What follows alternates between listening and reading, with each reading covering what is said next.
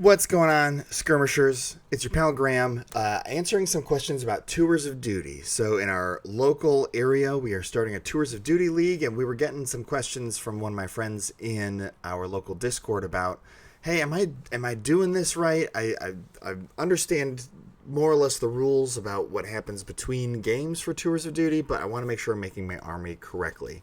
So, we are going to make a narrative army for Star Wars Legion that you can use in games of Tours of Duty. And we're not going to go over every rule for Tours of Duty and how you do the post-game sequence and all that, but we're just going to get you up and running with making an army. So hopefully this is helpful.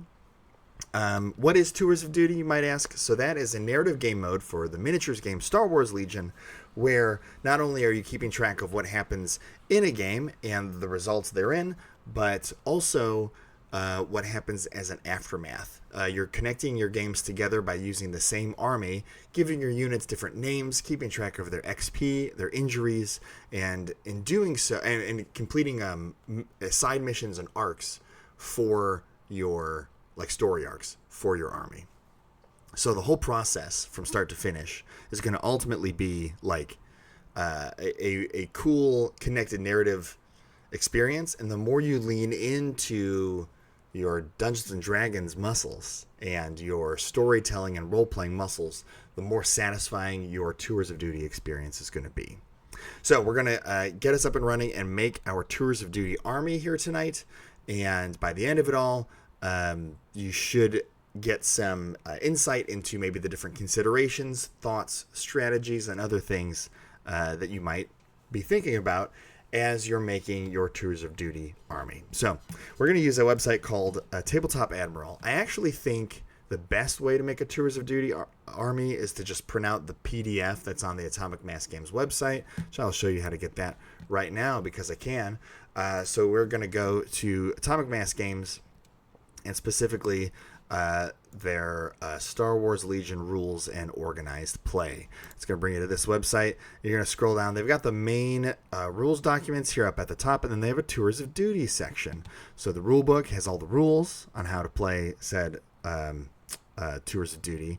You've got your register, and then your Tours of Duty cards. So this is going to be your post-game sequence, your side missions, your story arcs, that kind of stuff is in the Tours of Duty cards PDF. But the Tours of Duty register is a PDF that, if it's your first time doing this, I would actually recommend that you fill this out.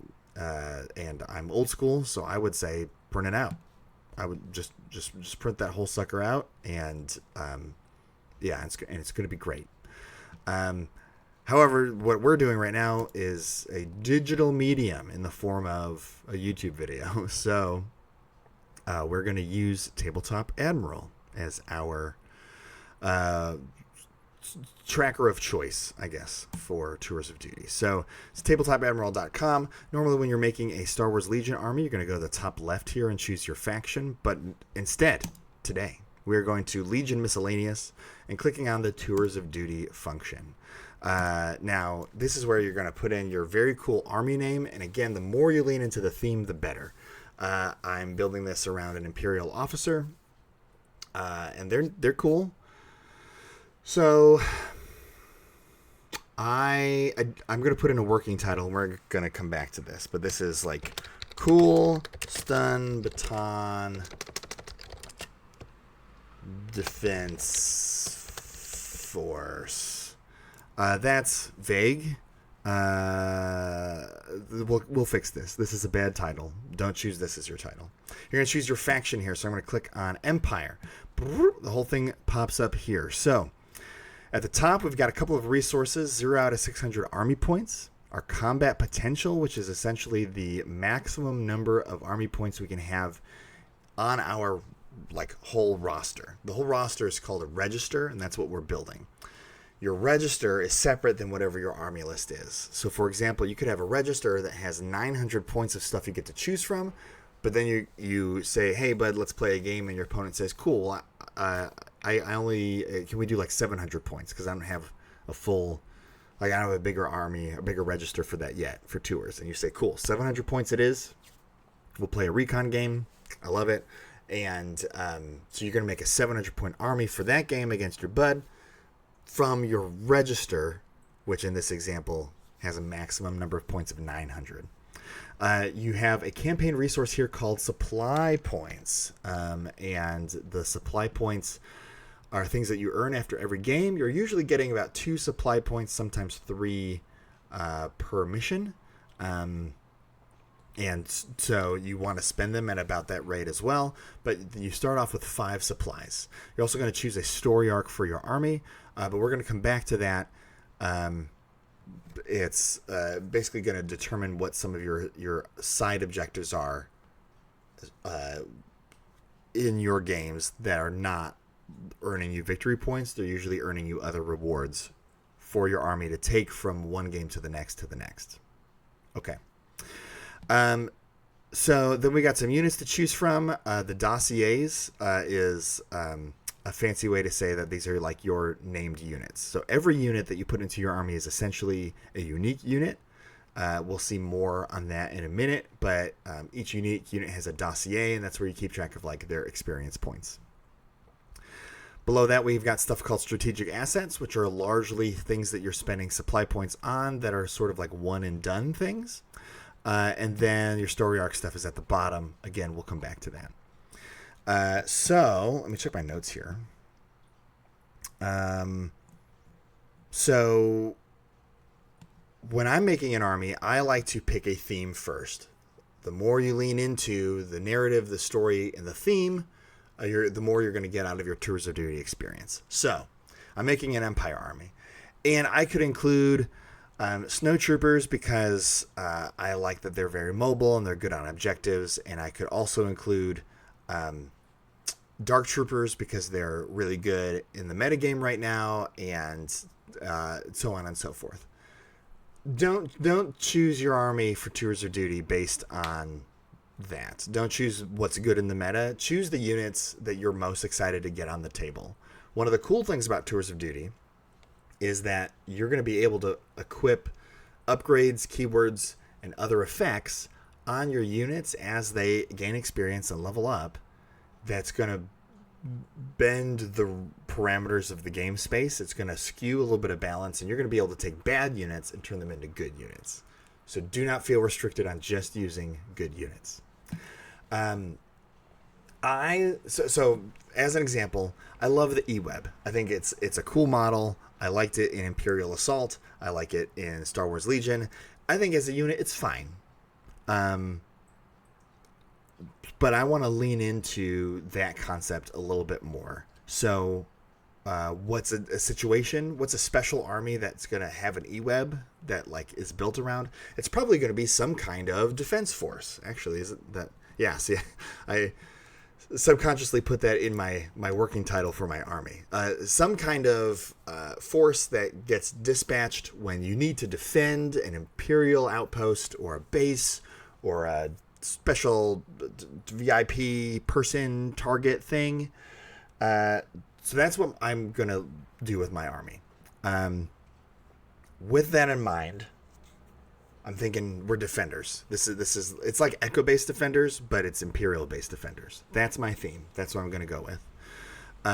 So right off the bat, I know that I want an E-Web, so we're going to go down to here, and I'm going to add an E-Web. Amazing. We're going to see that it shows up on the right, and it's under dossiers.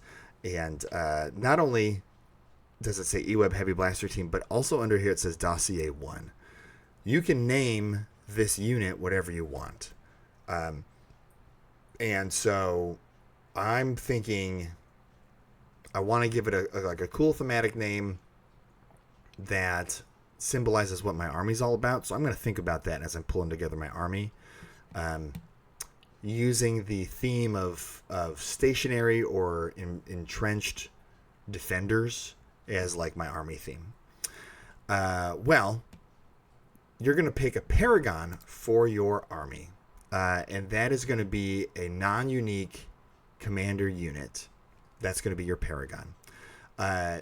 Your options for Empire are the Capo, the Black Sun, and the Imperial Officer. So you're going to choose the Imperial Officer because I think things get really screwy if you try to do like a mercenary army. I think it's technically possible, but that's not. If you're watching this video to learn how to do tours of duty, don't do a capo for your Paragon. All right, so it shows up on the dossiers on the right at the top, and next to dossier 2, there's a little star, and we're going to click that. That is now my Paragon. This is sort of my avatar in the universe. This is the character that I'm playing in this game, in this campaign arc. You definitely want to name this person. And I'm thinking of a name. I'm going to give them sort of like a nickname that they're like known within the Empire, that says that they're stalwart, they're unbreakable, they are good at defending stuff. What's like a battlement? What's a name for some sort of physical fortification? I'm trying to think of a good descriptor, and then we got to come up with a name for this officer. So we're gonna call them. We're gonna make him a captain. We'll call it CPT, Captain. What's a cool Star Warsy kind of name? Captain. I could do Marigold.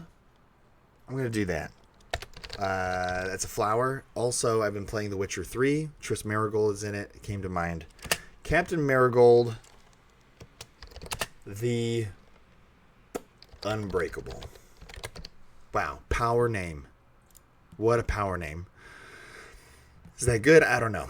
Underneath the name, you're going to have a spot for experience points. Every game that they're going to play, they're going to earn at least 1 experience point.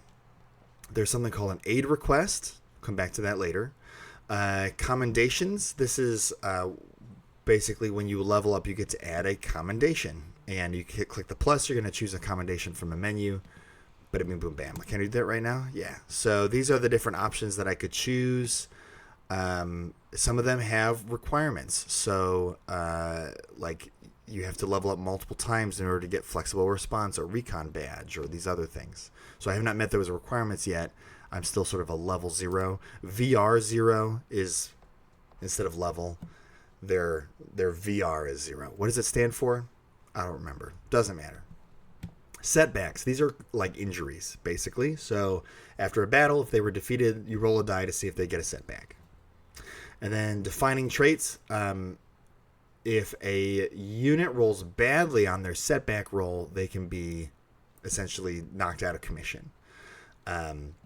So if my E-Web rolls really bad on its setback roll after it was defeated after a mission, it can just basically be dead. It's decommissioned. You know, your injuries are too severe, your equipment's too broken. You gotta enlist someone totally new, totally green off the factory floor to sort of replace them if you want. However, your Paragon, it wouldn't be a very good story if the main character died 30 minutes into the movie. So instead of being like removed from your army, they get a defining trait instead. And that's usually like a positive and a negative, and they're usually temporary. So after you play a few missions, then they remove the defining trait and you're back to where you were. Of course, the meat and potatoes of list building in Star Wars Legion is going to be your upgrades. And so what we've got going on here on the right is your initial upgrades.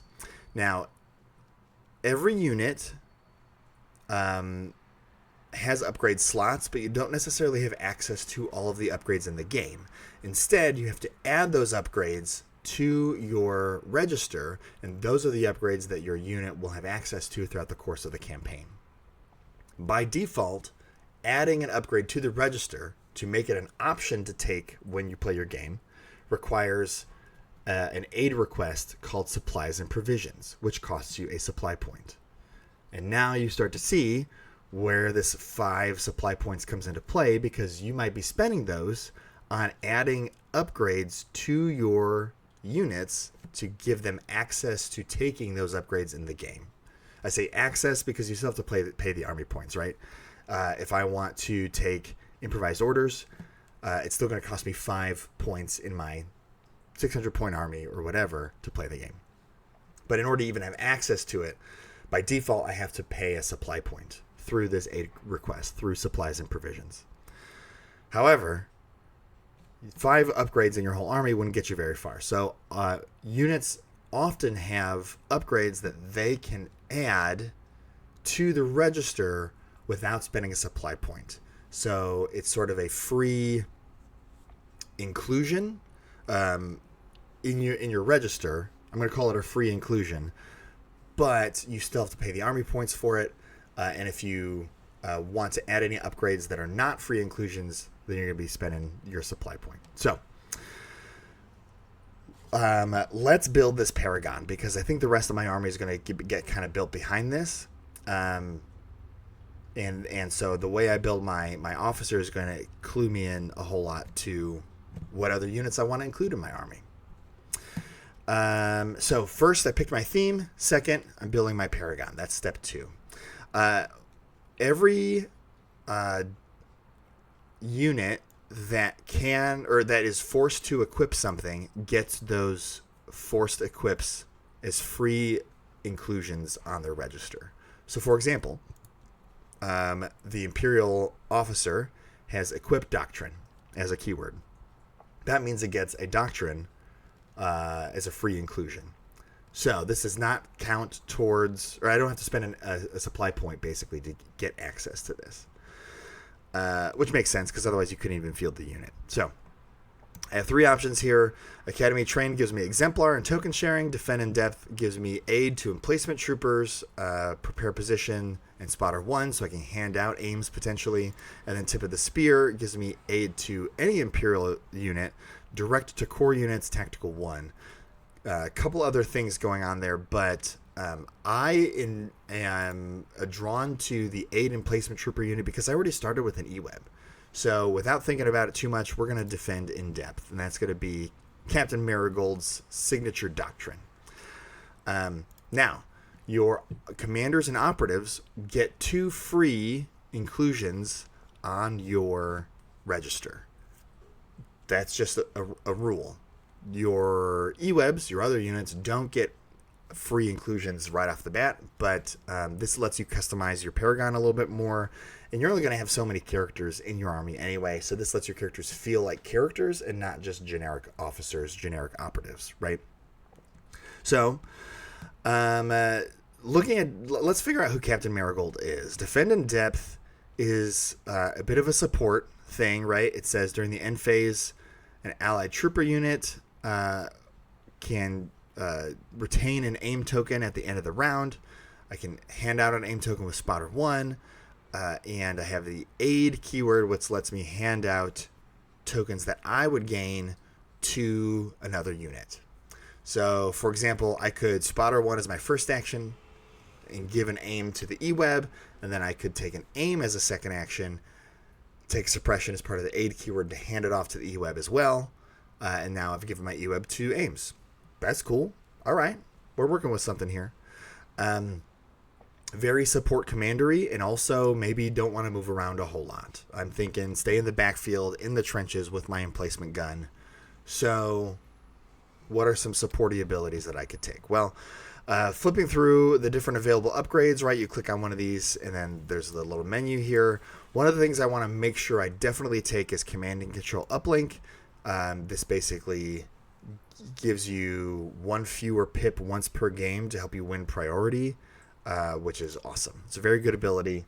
I think it's very strong in-game, and also speaks to the tactical acumen that maybe Captain Marigold has. Looking at some of my other options here, you can do some cute things, right? Like offensive push, potentially once per game would let me like move and then hand out an aim through aid. So I could do something like that, but I'm a simple man. I like being able to partake in a little bit of combat sometimes. So I'm going to, actually, instead of the heavy blaster pistol, what did I want to do here? I'm going to choose lead by example. So this unit gains Inspire 2. I start with Inspire 1, so now I'm up to Inspire 3. This does a couple things. One is I don't have access to compel in my army, which helps me deal with suppression by allowing suppressed units to get a free move so they can still move and shoot on their turn, even if they only have one action due to suppression. So as one way to fight that, I'm going to lean into the inspire side of this. And that also tells me a little bit about who Captain Marigold is. I'm envisioning sort of this proud, sort of like patriotic type imperial officer, not necessarily the ruthless and cruel kind, but maybe the kind of officer that says, that delivers the speech at the start of the battle and says, we've got to defend these blast doors or else everything we've worked for on this planet will be for naught. Who's with me? And everyone's like, oh, they're having a great time. That sounds fun, and then I don't feel like I'm quite as much of a bad guy. So these are going to be my 2 upgrades. Now, something that I could consider here that I almost said a minute ago was choosing the, what's it called? Let me X out of this. The heavy blaster pistol, because your starting pistol is lame. It's bad. And what if I ever want to shoot stuff? Also, the starting blaster pistol gives you target 1, so if I ever give my officer an order, they could immediately get an aim from target 1 and then aid it onto my E-Web just by giving it an order. So top of the round aims. That seems pretty good. Plus, there's lots of ways that this person could use aims, right? Lethal 1 on the blaster, long shot on the blaster, handing out the aims. Lots of things you could do. I am opting for the more narrative choice and leaning into it. Also, you can always find a cool gun. Maybe later on I am going to use an aid request, spend an SP, and get that cool blaster that I got in a battle. Maybe after I defeat like an opponent's Paragon or something like that. Could be really cool. Great. I could spend that SP right now, but I kind of like the opportunity for doing that again picking it up in the future. So I'm actually going to hold off for the narrative implications. But it's your Paragon. They're not going to ever die or anything. You don't have to worry about wasting SP on them. So it would not be crazy to spend supply points on your Paragon because they're guaranteed to be there. Your other units are not guaranteed to be there. So if we go down to the E-Web, you'll notice that initial upgrades, it says 0 out of 2. I do not get access to any upgrades at all as part of being an E-Web because I'm not a commander or an operative, nor is there an equip keyword on the E-Web. You kind of associate the what's it called? The generators with E-Webs, but not today. This E-Web does not have the honor and privilege of just equipping a generator for free. However, I could spend a supply point on it. I'm going to wait. Here's a key takeaway for you. There's a chance that my E-Web gets defeated in the first battle. I roll a die, and if I think it's a roll a crit on that single attack die, the E-Web is just defeated. What? Actually, it might be a surge. It's a surge. If you roll a surge, you're toast. There's a truck outside my building. If I roll something else and I get an injury, and then I get defeated again in the next battle, now I'm rolling additional dice, one for being defeated, one for every injury I have, and if I roll any surges, I'm defeated. So I'm going to actually wait to invest supply points in this unit until I get enough experience points to get to VR1, which in this case is 5 experience points. At that point, they've leveled up. I'm going to give them a commendation. So I get a cool special ability. We'll talk about what some of those are in a minute. And now I've invested in them a little bit more. I feel good about spending an SP on them. And I might start to play a little bit differently with that unit to help them survive because I've now invested campaign resources in that specific unit. So all that to say, I'm not going to do anything with the E-Web right now. One of the requirements for making your Tours of Duty register is that you need to be able to field a legal army. And right now we only have 141 out of 600, and we do not have any core units. So let's start thinking about what this Imperial base looks like. The eWeb art in the model has a snowtrooper on it. But I'm not feeling the snowtroopers. I'm not envisioning the snowtroopers for this particular operation. In fact, thematically, I was thinking they're entrenched in a battlement defending some sort of Imperial location. So actually, rules-wise, it makes the most sense to include shore troopers instead. And so let's go ahead and put in a squad of stormtroopers and their best friend, the mortar. The mortar got a lot more fun to play now that cumbersome still lets you use that weapon and keep their keywords. So you can move with a mortar, still shoot with it, and you're rolling 2 white dice instead of 2 black, but you still get suppressive and you still get critical win. So I think mortars are pretty fun to play. They're only 3 health. They're only 40 points. That's fine. So now let's take a look at our shore troopers. Well, the mortar trooper, just like the eWeb, has no initial upgrades it has access to. However, every trooper unit can, as a free include on your register, take 1 heavy and 1 personnel. And so it's showing me down here, there's a heavy and a personnel slot. It actually shows a second heavy. That would be like if you took Agent Callus, which you won't do at this point in Tours of Duty because he's a unique upgrade. You cannot take unique characters by default in your Tours of Duty army. It's got to be all people that you're naming yourself, and then you can like hire or bring on like special deployments of named characters that you can fight alongside. But you have to spend supply points on it, and so it becomes more of like they're hanging out with you for a mission, and that's cool, as opposed to they're part of your army's identity. You have to build your own identity, which I think is great from a experiential standpoint. So all that to say, our shore trooper unit, they're going to be hanging out in the back line with my other emplacement troopers probably, and I think it makes sense to take some upgrades on them. So I'm going to give them the T-21B heavy weapon, and then I can also include a personnel slot. You don't have to, but you can. And I have a couple of ideas. One option that I could take is the shore trooper squad. That's the beef squad, so it's going to make my 5-man shore trooper heavy unit into a 10-man unit.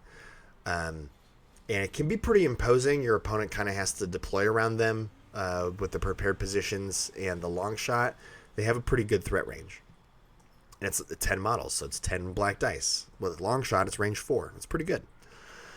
Other options would be I could include an Imperial officer to increase my courage from 1 to 2. Again, helping to deal with the fact that I don't have Compel. That's another solution I could use. I also would gain Inspire 1 on this unit, so it could help my other units potentially. I think that's a great include as well. Third option I would consider for this unit is a comms technician, and then you would take HQ uplink, and you could use the HQ uplink to give this an order and trigger its coordinate, so then you're getting an order on, in this case, my eWeb. I could go either way on this. I think, for the sake of showing you how this works, I'm going to choose that comms tech as my personnel slot. Now you'll see my limit has been reached. I got my initial 2 available upgrades. But now, like, notably, I'm taking the comms upgrade, but I don't have access to a comms upgrade to put on the comms officer. I said that wrong, but you understand what I'm saying. So I'm then going to click on supplies and provisions, and that's going to give me access to an additional upgrade slot. And so I'm going to go down to the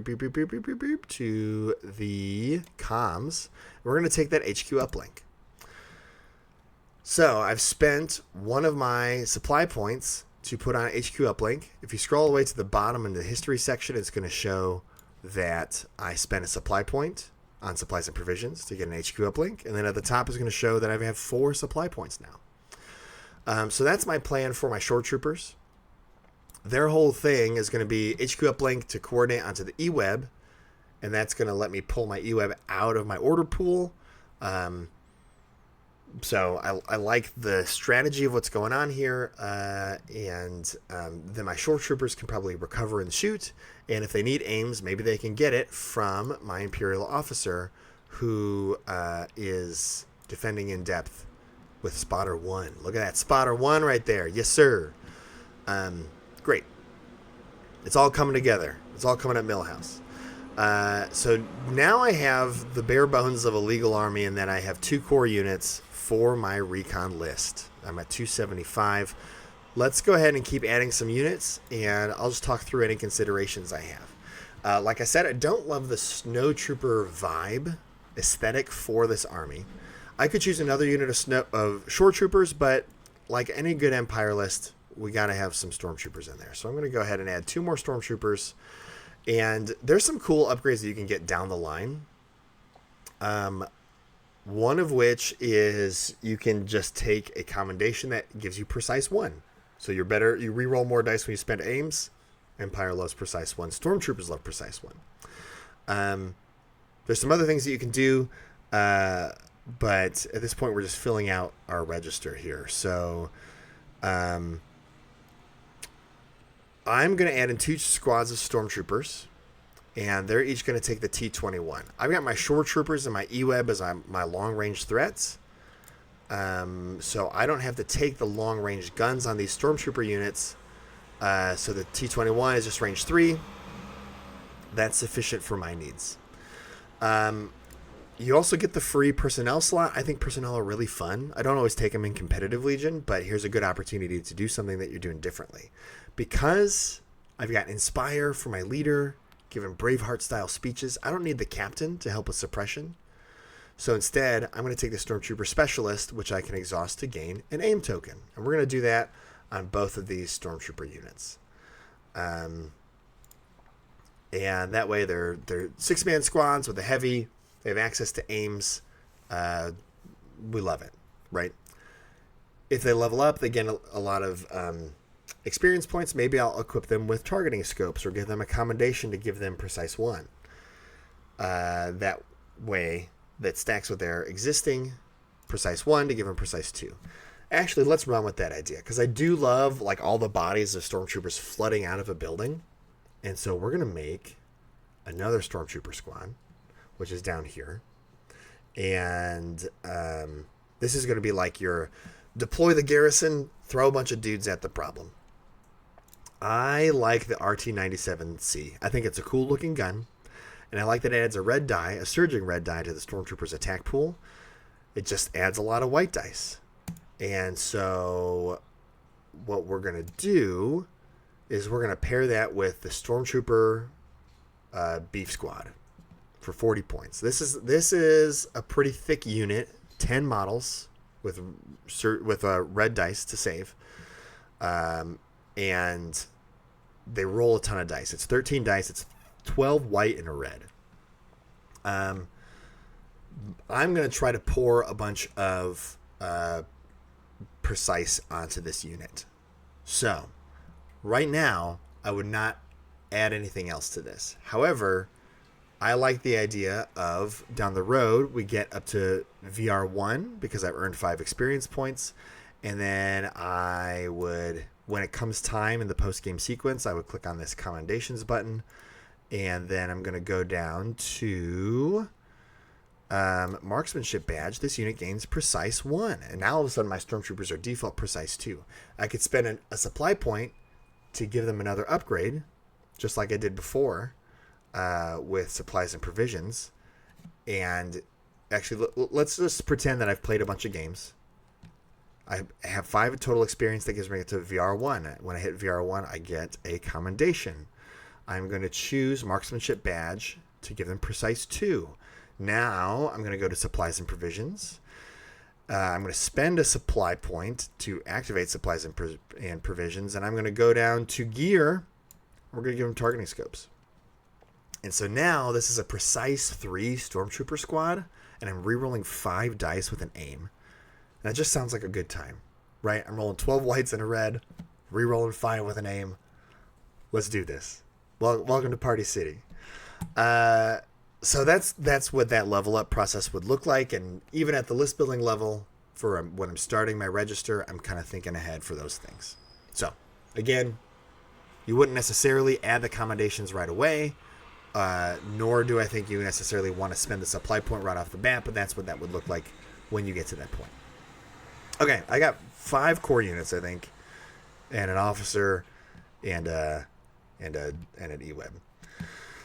I have no melee, and I kind of feel like I should have some melee. So there's a couple options for that.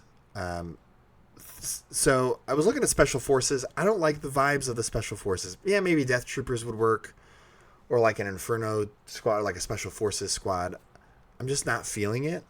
Plus, I think I'm going to play a lot of probe droids in regular Legion, so I want to move away from the special forces for tours of duty so that it's something different. It's something fun. I could also add support units, and maybe I will eventually, but right now I really like the idea of me putting 1 order on my E-Web, and that pulls my only support token out of the pool. That's kind of fun, right? So all that to say, I'm going to add an Imperial Agent. This Imperial Agent is not my Paragon, but they are a cool person. And I said I wanted to make like a melee type person, right? So just like before, Imperial Agent has the equip keyword, so we have to equip a doctrine. Looking at the different doctrines, I'm going to choose Platoon Commander because it says while this unit's engaged, it has Surge to Crit, and Surge to Block if it doesn't already have Surge to Block. That feels like it's exactly what I was going for. I want the cool stick man. I want a stun baton. So now I get 2 free upgrades, free includes in my register. And so for this, I could choose between the riot baton and the stun baton. I'm going to choose the stun baton because I think immobilize 1 is interesting because you can lock down enemies that can't withdraw. And I think demoralize 1 is metal. Like this person is scary, and I think that's awesome. So we're going to add the stun baton as one of my 2 free upgrades. And let's see what else. So right now the Imperial Agent does have surging white saves, but you'll recall that Platoon Commander says if you don't have surging saves, you gain surging saves in melee. So I'm actually going to go and give them combat armor, which upgrades my surging white saves to red saves. And then Platoon Commander, when I'm in melee, those red saves become surging red saves. So now I'm saving 2/3 of the time. Yeah, that's this person's role, and they're going to be a bit of a hothead. There's so much of a hothead that I'm going to call them hothead. Oh, I need a name. I'm going to call him hothead. Who's someone that plays hothead Nate?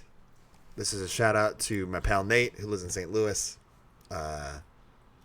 You're in my army now. It was pretty cool because Nate's like a pastor, like a deacon, like he's very chill. But not in this Imperial army. No, he's hothead Nate. He beats people with a stun baton. He's intimidating. That's great. And that's a nice antithesis, right? Like on screen, you like seeing hothead Nate compared to the inspiring leader, Captain Marigold. Wow. Great storytelling. So notably, I'm now at 606 on my combat potential here. So what does that mean? Well, my combat potential for my army is 600. That means that I can only have 600 points worth of stuff on my register.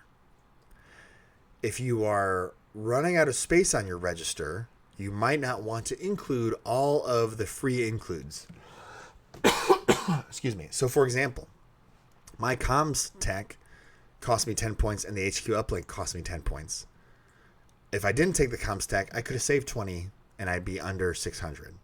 So that's a consideration. Similarly, the stormtroopers, I took 2 specialists. I could save 18 points if I just didn't include the specialists on my register. But I want to deal with it.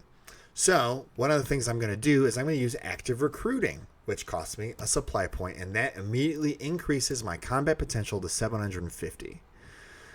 Now, like I said at the beginning, 750 is the maximum number of points that I can have on my register. That does not mean that I have to play a 750 point army. In fact, for the league that we're doing at my local game store, the first week is going to be 600 points. I'm still going to spend the point on active recruiting to bring my limit up to 750, and then I will have maybe some extra units that I can include in that force and still make a 600 point list. And you'll see what I mean when we get there. So what else might I be adding here? Well, let's see. I got my my beat stick. I got my short trooper and mortar. I've got 2 stormtroopers. Actually, I got 3 stormtroopers because I have the 2 with the T-21s that are going to be fishing for crits. That's some anti-armor I have. But then also that beef squad with the RT-97C. I think at this juncture, part of me wants a vehicle. I'm not going to lie to you. And I have a few points to work with here. I could do the ATST, the classic. It doesn't feel... I don't know. See, the problem with like the transports is that I feel like I have to go somewhere to transport my people there, and this is a like an army that just comes running out of the building. So I could add another core unit, and that would be fine. I could add another EWEB, and that would also be fine. I could do range troopers, although range troopers are very similar to an EWEB, and I did like pulling the support token out of the bag. So I kind of wanted to stay away from special forces. Let's do the range trooper thing. Because I already have 2 emplacement troopers. Or I guess I could add another short trooper. Let's do it. I'm going to add another short trooper to my army.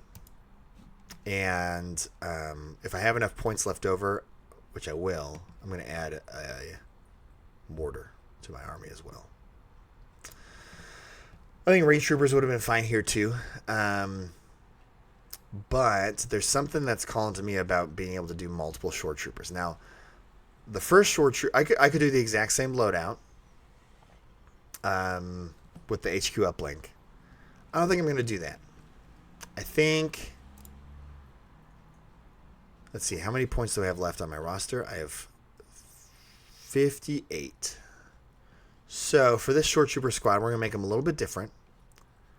We're going to include a T-28. And then we're going to include that Imperial officer, right, to increase their courage and add another source of inspire for my army. I have a ton of core units, a ton of core units, but that's okay. Now I'm at 737 out of 750. I'm good. I don't need to spend any more supply points to get up to 750. I'm just going to save those points, and then eventually, maybe after my next game, I will earn some supply points, spend one to increase my combat potential up to 900, and then I'll have a few more points to work with for whatever the next thing is going to be. Maybe another EWEB, maybe a vehicle, whatever. Cool. So now we're going to go down to strategic assets, and these are a lot of like ways to spend SP once you sort of built your army. You've got the upgrades that you want, and now what are some things you can do? Well, you can include unique upgrades. You can include unique characters. You can hire Han Solo to come help you out. You can spend an SP to give infiltrate to a unit. It would be pretty cool if I could drop a precise 3 stormtrooper squad with 10 bodies way upfield when I'm playing. That sounds great. I could combat drop them. That would be rad. There's a lot of things you can do. There's two that I want to highlight. One is the medevac. So the medevac is a way that you can avoid making that injury roll where your unit could risk dying. And I think it's very good. You have to, rules as written, at the start of the game, you have to declare that you're going to use the medevac. And then at the end of the game, you're required to use it if you said that you would. Our local meta actually house rules it and says that you don't have to use the medevac if you said you brought it. Basically means you can always keep a medevac in the chamber, and then when you do get to that situation when you're like, oh man, I just really wish I could keep this unit around, you use the medevac, and then you don't have to make that injury roll. And that lets us feel like we can invest a little bit more in our units. So talk to your local tours group to see if they're cool with that house rule. But as written, you have to do a called shot, Babe Ruth it. At the start of the game, you say, I'm bringing a medevac. Great. The other one I want to highlight is the contingency plan. So you don't have the context for this yet, but basically at the start of the game, you have to say, this is my sort of, I'm going to call it a tertiary objective. This is a campaign objective. We'll call it that. So this is something that you're trying to accomplish throughout the course of playing your games, or specifically throughout the course of playing this game. That's not for victory points, but it is for campaign resources and other benefits. You have your choice between usually like 3 of these different things you could be trying to do, and you have to pick one at the start of the game and say, I'm going to do that. Contingency plan says at the end of any round, you can change to one of the other 2 that you didn't pick. So it's really flexible. It's very nice. And it does have the text that I was just alluding to with the house rule for the medevac, where it says, if you did not switch your agendas in that game, do not remove this strategic asset from your register. So once you buy a contingency plan, you can basically like just use, you can bring it every time, and you don't have to worry about losing it until you actually decide to pivot to a different agenda, is what it's called. So that's one I would definitely consider bringing. In my example, I already spent several supply points. What did I spend those on? Well, let's look. I bought an HQ uplink. I bought the targeting scopes, which again, I might recommend you don't do that till you do level up that Stormtrooper squad. But here we go. For this example, I spent it. I used active recruiting to get to 750 available points on my register. And then I just bought a medevac. So, if you were going to buy anything at the start of the campaign, I think medevac's good and contingency plan are good, and I would skip the rest. They're all like one-use things, and I think your SP earlier on is better served on getting your register up to 1050 or 1200 army points allowed, and then buying your upgrades for your units that you want to use. Okay, so those are my strategic assets. Then last thing I get to choose is a story arc. So you can choose any story arc you want. They sort of thematically tied each of the initial 4, like they've created 4 story arcs so far. AMG is going to release more. Right now we have 4 to choose from. And they've sort of thematically tied each of the 4 they've released to one of the main factions. However, you are not restricted to choosing that by faction. You can choose any of these that you want. For your first tours, I think it's totally fine to just choose the one that goes with your army, because some of the rewards make sense for your faction. However, I like the flexibility, right? So like, for example, in my first tours army, I played a Republic army.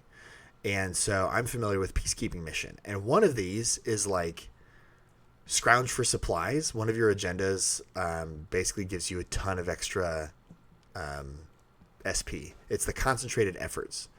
That one's kind of cool.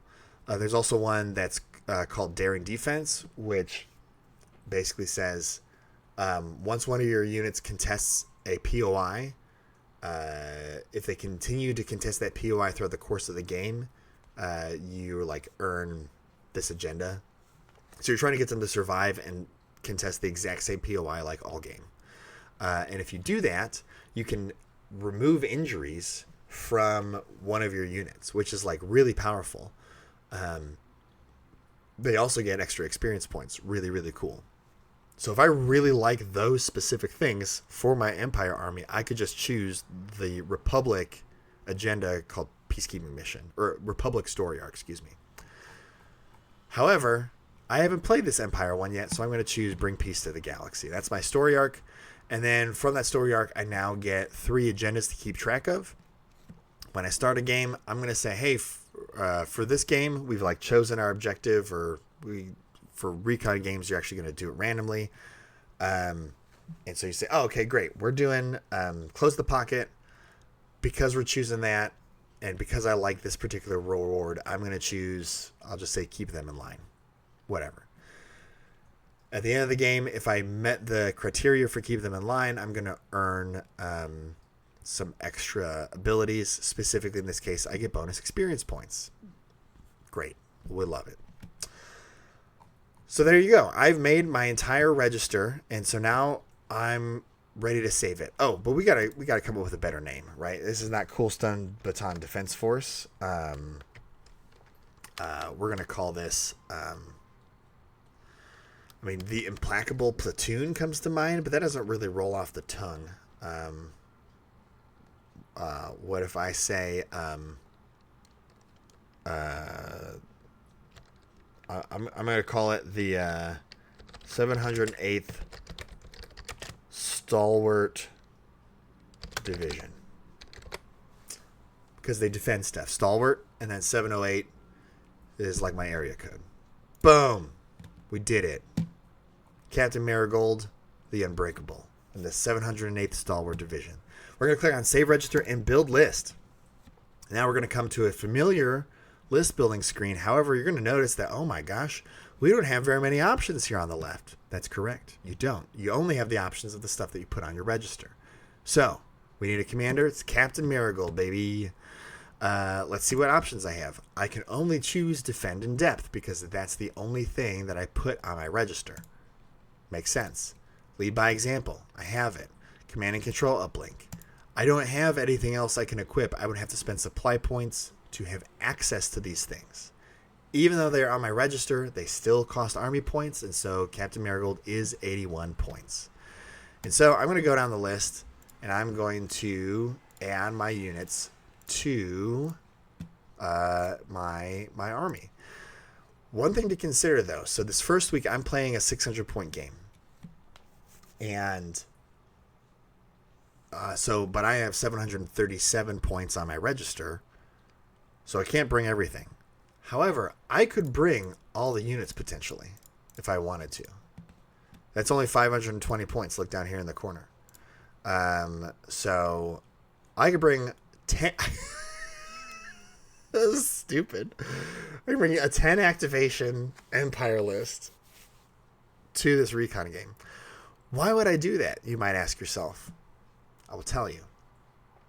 Every unit that plays gets an experience point. And so my army is gaining 10 experience points by bringing all these units. However, counterpoint are a bunch of dumb weenie units. They're very bad. So what I might do is I might not bring that extra shore trooper unit, but let's see. Let's put on that T-20MB with the comms technician. Ooh. For the sake of this example, I'm not going to put on the comms technician yet. And let's come back to the shore trooper. Well, I'm going to remove the shore trooper unit. Just for the sake of discussion here, right? Stormtroopers. We got T-21s. Let's definitely put them on. I'll come back to see if I have room for those specialists. I definitely want to bring the RT-97C. And I paid for the targeting scopes. So, let's try adding that in. And then I've got my mortar, which has no upgrades, and my E-Web that also has no upgrades. I'm at 528 points, so I do get to add a little bit more. What are my options? Well, I put in the Stormtrooper squad. And then I have a 10-man precise 2 unit. That's pretty fun. I could put in the specialists. You know what? I'm a sucker for specialists. Let's try putting those guys in. I'm at 546 points. The question is, do I add in that extra shore trooper unit for the XP? Yeah, let's do it. Let's get room service. I'm going to do that. What would it look like if I brought the comms and the HQ uplink? I'm over by 12 points, so maybe we don't bring the specialists. Okay.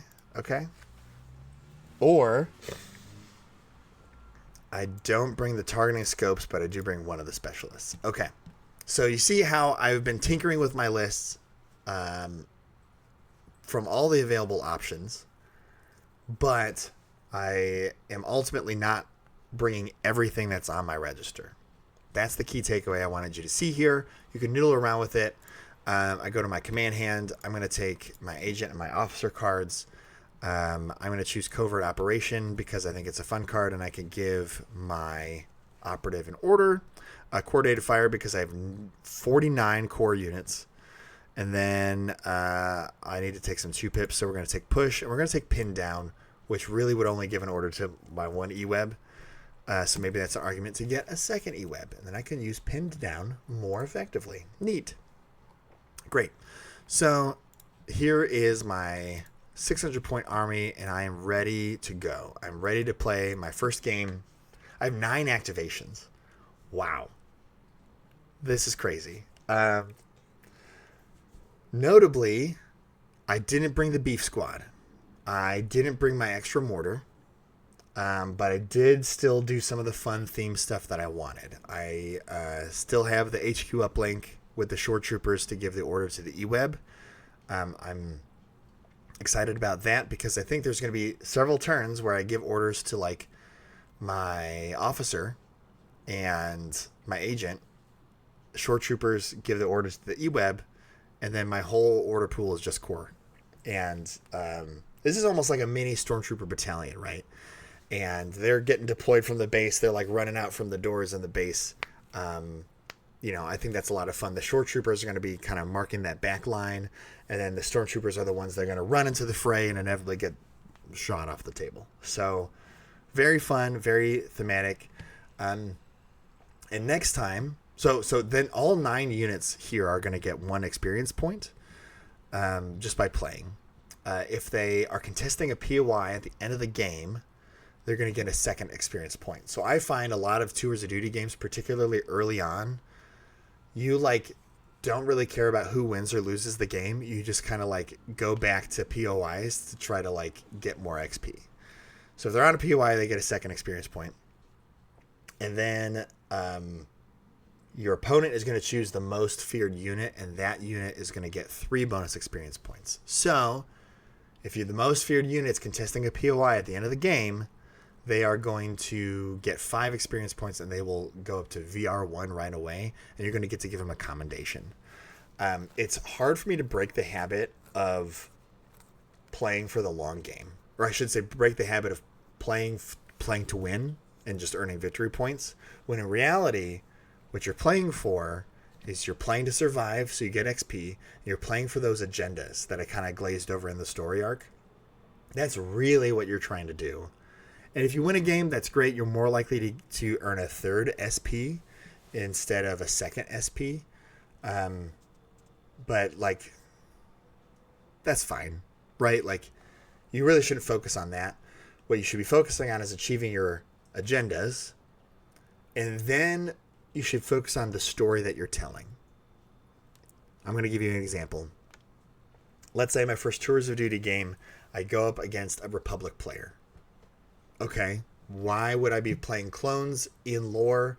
Because it's the young Empire. We've put a new Imperial base on a planet that had a garrison of clones, and they've realized that the Empire is starting to grab the planet by the Iron Fist. And so the clones are fighting back, and I've got to defend this base. During that fight, there's a showdown with Hothead Nate and the opposing Paragon, who in this case is a lightsaber user, and Hothead Nate gets defeated. I roll a die at the end of the game. Hothead Nate gets an injury, but that's fine. I can bring Hothead Nate to a future game. They just have a penalty. So I remember this rivalry and how early on Hothead Nate gets an injury because they were a hothead. Maybe there's some character growth that could happen there. Among other things, 2 of my Stormtrooper squads are wiped out, and so they only get the 1 XP. But my Shore Trooper squad with the comms technician is raining fire the whole game, and my opponent says, oh my gosh, the Shore Troopers, they were entrenched. They were super hard for me to actually deal with. And between that and the E-Web, I couldn't go to that whole side of the board. So my most feared unit is going to be my Shore Trooper squad. And I get to level up the Shore Trooper squad to VR1 right after the first game. It feels great. So that Shore Trooper squad is now going to get a name. I'm going to name them something that is a commendation for their bravery. I'm going to give them a cool commendation upgrade. Let's see what that looks like, right? If I go to my profile in the top right, and in the middle, there's Tours of Duty. And so we were playing the 708th Stalwart Division. So I click on this, and it brings back up this register editing screen. And so at the end of the game, I earned 2 supply points for playing. I was able to do keep them in line. So I put in this, let's say in this example, I progressed it twice. So I put 2 progress. Once you get 3 progress, it caps out. You're done. So keep them in line. Says you're going to choose 2 units, and they're going to gain 2 experience points. Okay, so let's come back to that. First of all, every unit that played gets an experience point. So we're going to go down the line. Everyone except for that second mortar gets an experience point. Let's adjust this back down to 1 where it would be. Shore Troopers did it. This is the second mortar. They didn't play. Imperial Agent. Hothead Nate gets 1, and the EWA Blaster team gets 1. Okay. So, at the end of the game, my Officer Marigold survived. I said that my Shore Troopers unit survived. The mortar survived and was on a POI. My Stormtrooper squads were all defeated. And then the Shore Trooper was also defeated. Let's say Hothead Nate was defeated. The E-Web survived. Okay, great. My opponent says that my Shore Trooper unit was the most feared. And it gets more experience, so now it's up to 5. It goes up to VR1. I'm going to get to give it a commendation. Then, in this specific example, keep them in line says you're going to draw an order token for every time you progressed this agenda. I progressed it twice, so I draw 2 order tokens. For the sake of this argument, I'm going to draw 2 core. Choose a unit that matches the rank. That unit gains 2 experience points. So I want to put 2 experience points on core units here. Well, I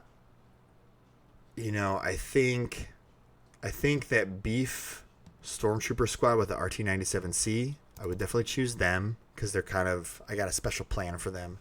And then let's give it to the other Shore Trooper squad. That sounds fine. Great. I've added up all my experience points. And I have my 1 unit that got to VR1, so we're going to add them a commendation. I'm going to read through a lot of this stuff. This is the Shore Trooper that has the HQ up blanket staying in the back lines. And I can choose from a variety of these different things. But I'm going to choose Strong Point Expertise. While this unit is completely within allied territory, it rolls red defense dice instead of white defense dice when rolling its cover roll. Yeah, we love it. That's great for Shore Troopers. This unit's just going to hang back with the E-Web. They're going to strong point all day. Very exciting. Then at this point, I would also roll my dice, my injury dice for my casualty dice for any of the units that were defeated. They're going to gain some injuries. So let's say I rolled for the Stormtrooper unit that didn't survive, and I get an injury. I randomly determine the injury, and it's going to be Battle Fatigue 1. When this unit attacks, your opponent may convert one hit roll or hit result into a blank. Or basically you remove a successful hit. Okay, that's the injury. The next Stormtrooper squad I roll, I get the Surge. That Stormtrooper squad is deleted. Oh no. They are retired from the war effort, and they get removed from my register. So I'm just going to delete them straight up. I roll for the other short trooper squad that was defeated, and I get an injury called Downtrodden 1. They cost 15 extra army points to include in my army. RIP. I don't love it. Great. I've done my end of battle sequence. One thing that's important to know that the unit that was defeated and removed from my register is no longer on my register, which means it does not count towards my combat potential, which it immediately reflects here on Tabletop Admiral. And so I've got another 84 points to work with. And so, you know what? Maybe I'm going to then add in another eWeb, because that way I can use a pin down more effectively as a command card. Great. And look at that. I'm under 750 because I lost that last unit. So even though a Stormtrooper squad was defeated, I'm still moving forward. In fact, I would probably lean into the story there and say that this, where's my squad that's like Downtrodden or whatever that is? Downtrodden 1. Why are these Sword Troopers so sad? Because of their friends, the Stormtroopers. They were drinking buddies. And they saw them get blown up by a ATRT flamer or something. It was heartbreaking. So, they're downtrodden. See how I'm creating a story? You want to do as much of that as possible. Meanwhile, Hothead Nate, who's got an injury, how are they going to deal with it? Are they going to have a chip on their shoulder and try to prove themselves, or are they going to become less hot-headed? Tune in next week on Dragon Ball Z. We're going to find out. So anyway, this is like all the thoughts that go into Tours of Duty, at least when I play. These are the kinds of things I like to spend SP on. I like to keep a couple of extra SP floating in the event that I have to use a medevac and then I want to buy a new one, or I finally get that that unit up to VR1. I want to start investing in them. So I try not to spend all of my supply points, but early on I almost always choose the 750, like the additional recruiting to get up to a 750 cap. I almost always choose a medevac. Sometimes I choose the contingency plan. If I don't do it right away, I'll do it relatively early on, just because it does add a lot of flexibility. And then I'll usually save my other SP for what have you, for feature upgrades when my units get there, or backup plans if I need to buy a medevac.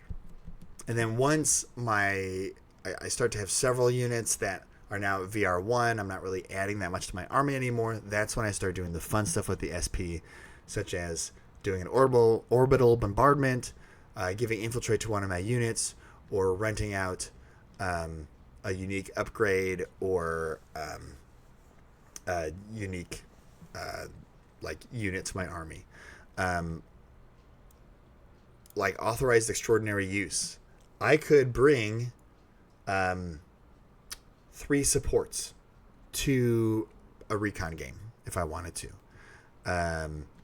By using extraordinary use, I can go over the limit. Like, you can only bring 2 supports normally to a recon game. You can go over the limit. You can bring 2 heavies instead of 1 to a recon game, or 3 heavies if you want to. You know, if you decide that you want to play double at ATST or something, you could do that with authorized extraordinary use. That's kind of cool.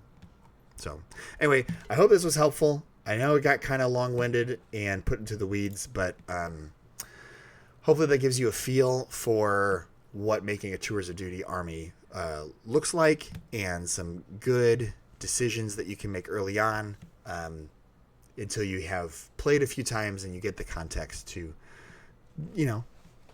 make your own decisions and have your fun and tell your own stories. So anyway, thanks for listening, and we'll see you next time on the 630 Skirmishers podcast.